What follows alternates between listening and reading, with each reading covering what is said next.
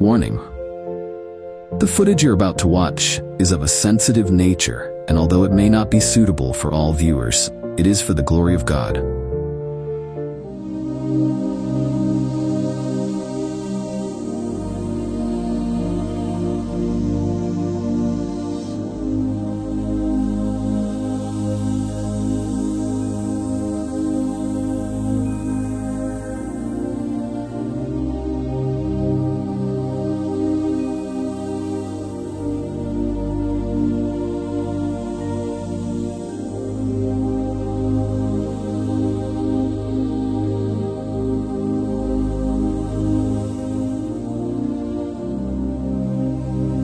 Obbo Maammoo Gabbisaa fi haati warraa isaanii aadde Taarikee Mootummaa godina Wallagga Bahaa aanaa Sibuu Siree ganda Duwwaa Lamarraatti kan dhufan. Ji'a torbaffaa bara 2014 mucaa isaaniitti danfi bishaanii itti namme. Jalqaba hospitaala Sibuu Siree geessani. Isaanis bulluqni kun baay'ee keessa galeera waan ta'eef hin dandeessa taanaan riifariisiif barreessinaa isaan jedhani. Obbo Maammoonis eeyyee nan danda'aa jennaan riifarii barreessanii fi isa booda gara mana yaalaa dhuunfaa geessinaan mucaan kun carraan jiraachuunsaa baay'ee dhiphaadha. Qilleensis isa rukuteera waan ta'eef guyyaa 2 hanga 3 caalaa hin turu.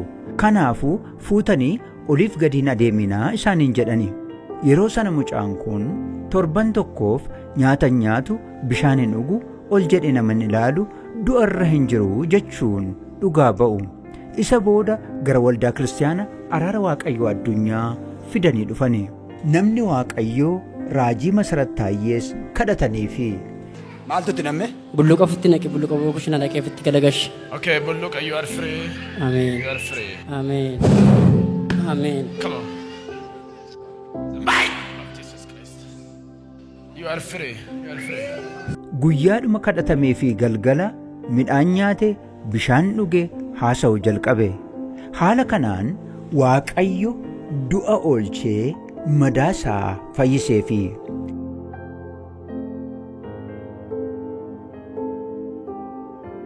daa'imni kun akkuma isin amma argitan har'a fayyaa guutuudhaan kan isin gidduu jiru. Mee harka keenya walitti tumne Waaqa isa hidhaayi. Ilma Waaqayyoo isa jiraataaf intaaf ammallee galanni guddaan Yesuusiif. Dhugabaatiin isaanii lammaffaan immoo mucaan aadde Taarikee isheen amma baatamaa jirtu erga dhalattee torban 2 isheetti qarqara du'aarra geesse. Aadde Taarikeenis boo'aa zayitii araaraa fuudhanii itti naqan. Mucaan achumaan haftee turte yeruma sana boo'icha jalqabde.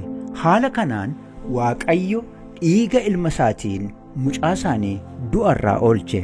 Waaqayyo uumaa keenya Yesus Kiristoos fayyisaa keenyaaf galanni guddaan haa ta'u.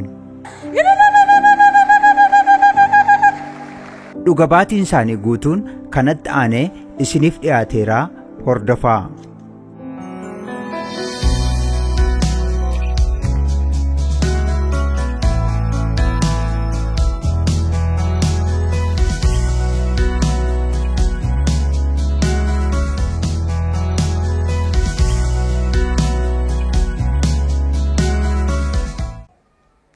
Maqaan koo Maammoo Gabbisaan jedhama. Isheen na bukkee jirtu kuni warra manaa koo Taarikee Mootummaa dhamti. Nun kan dhufne aanaa Sibuu Siree ganda Duwwaa Lamarraadha. Gochaa Waaqayyoo nuuf godhe waan ajaa'ibsiisaadha, waan dinqisiisaa ta'edha. Mucaan kun bara 2014 ji'a torbaffaa keessa akka carraa ta'ee bulluqatu itti nu jalaa nammee danfatti nu jalaa nammee jechuudha. Akkuma bulluqi kun itti nammeen fuunee hospitaala geessine. Hospitaala kana baasnee haalli yaalamuusaa baay'ee ulfaataadha. Akkuma argamu garaansaa yeroo sana baay'ee bokkokee haalli madaa isaallee garmalee dhidhiitee ulfinaa olluutti ta'ee dookteroonni yeroo sanaan nu yaaluu jammaranii isaa booddee utuma yaalanii bulluqni kun itti nammuun kun garmalee dhanna keessa galeera waan ta'eef keessumaa isa garaasaa kana tuqee wajjiniin hafuura baasuu jammareera waan ta'eef waan sii goonuu qabnu. Hin dandeessu taanaan riifarii sii goone fudhattee baataa'e nan danda'ayyee riifarii sanaa godhi fudhadheen ba'an jedheen. Hospitaala eessaati kan akkas isiniin jedhu? Hospitaala aanaa Sibuu Siree jechuudha. Isaa booddee eessatti moonaa gootoon naqamte tan sii godhaa naqamtetti sii barreessinaa naan jedhanii hatawashii jedhee nan sardame riivarii masatana taa'ee guuttiyuu nan sardame isaa booddee fudhadheen ba'a bakka fudhadheen ba'a naa baasii mallatteessi fudhu bayinaan jedhee mallatteessiin fudhadhee ba'ee yeroo sana amanuu dadhabeen nama dhuunfaattan geesse dhuunfaanis akkuma kana mucaan kun carraan jireenyaa isaa baay'ee dhiphaadha hin danda'ama si danda'ama taanaan fuuteeyyuu olii gadi hin deemiini daasa kana qorris rukuteera qilleessi garaagaraa rukuteera qaama isaatti galeera waan ta'eef carraan mucaa kana guyyaa lamaatti amma guyyaa sadii gidduutti carraa jiraachuu hin qabu waan ta'eef dhiisii olii gadi fuutee hin deemiini naan jedhanii ani garuu obsa guddaa godhadhee waaqayyoon naa fayyisa na gargaara waaqayyo jedhee akka carraa ta'ee billoo gargara dhufee buleen mucaa kana guyyaa roobiin kadhachiifadhee utuu as gara kadhannaan dhufin dura sana keessatti mucaan kun maal godha madaan sun akkamittiin gargaartu isinoo rakkinni yeroo sana ture maal fakkaata? Rakkinni yeroo sana baay'ee ulfaataa waan baay'ee jibbisiisaadha mucaa kana akkuma amma jedhee wayyaan halkaniif guyyaatti irraan bu'u mucaan kun harki tokko harki inni madaa'e kun achol fannifameetudha kan inni taa'u bobaasa kana jala tuqeera waan ta'eef isumaayyuu immoo xinnoo akka raammoo wayii ta'e gudduma sanattiyyuu isa booda billoo sana cufeen roobii kadhachiifadhee waaqayyoon na gargaaree mucaa kana yeroo sana naa kadhatame yeroo sana midhaan nyaachuu hin danda'u torban tokkoof midhaan lagatee bishaan dhuguu hin danda'u nama hin dubbisu nama hin beeku ijji isaa akkuma kaameraa irratti argamu kana ol jedhee nama laalu waan tokko hin dubbatu baqa du'aarra hin jiru jechuudha waaqayyoof haa galatu garuu guyyaan gaafaas dhufee iddoo aarsaa kanatti namni waaqayyoo raajiin masarat naa kadhatanii mucaan kun yeroo sana ba'ee midhaan kan torbe tokko hin nyaanne halkanuma sana midhaan naa fidaa nan nyaadha jedhee bishaan naa kennaa nan dhugaa jedhee yeroo sana ka'een wajjin haasa'utti ka'ee eessan jiraanii akkamitti as na fidde jedhee na gaafachuutti ka'ee waaqayyoof haa galatu isa kana du'a gidduu guyyaa 2-3 gidduu naa galee mucaa koo naa oolchee kana saba waaqayyoo guddisaa waaqayyoon naa galateeffadhaan isiniin jedhe.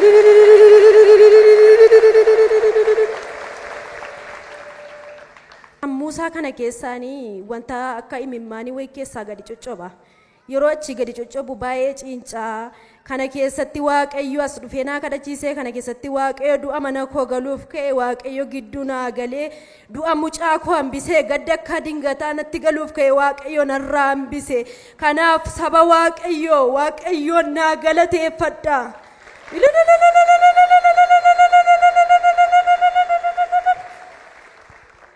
Ishi dhugaatiin koo inni lammaffaan immoo waa'ee mucaa ishee kanaadha da'ee ani araasiidha 14 isheettidha mucaanii duutee achumaa nafte bakka duuteetti anoo namboo nan maradhee isaan booddee zayitii dibataa wal daraaraa lafa kanarraa qaba fuudheen dhaqee tanan afaan isheetti gadi naqe mucaan duutee achi nafte yeruma sana boo'icha jalqabde waaqayyo gaddana oolche saba waaqayyo naa galateeffadha. Itti dabalaa galataaf ilillee walirraan cinne isa du'a isaanirra dabarse ilma waaqayyoo isa jiraataaf.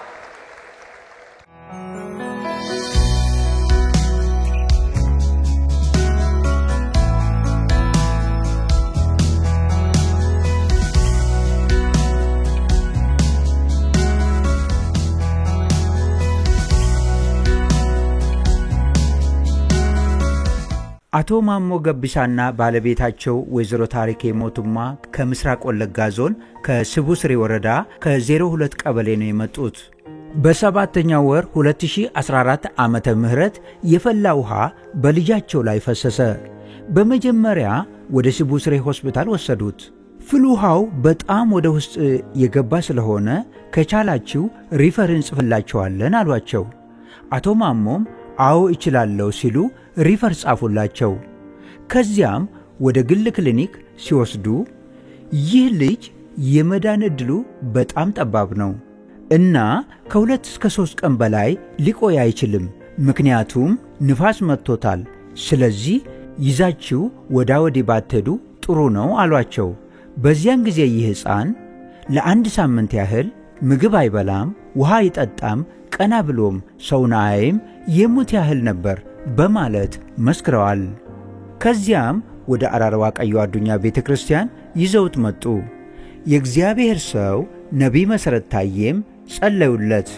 አሜን አሜን። Come on. The might of Jesus Christ. You are free. You are free. የተጸለየለት ቀን ማታ ምግብ በላ፣ ውሃም ጠጣ፣ መናገርም ጀመረ።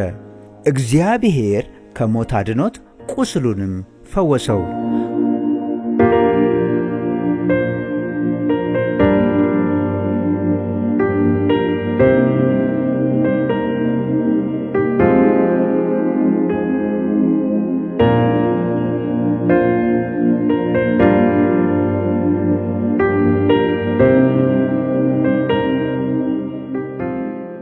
ሁለተኛው ምስክርነታቸው ወይዘሮ ታሪኬ የተሸከመችውን ሕፃን ከወለደች በኋላ ከ2 ሳምንት በኋላ ሕፃኗ የሞት አፋፍ ላይ ደረሰች።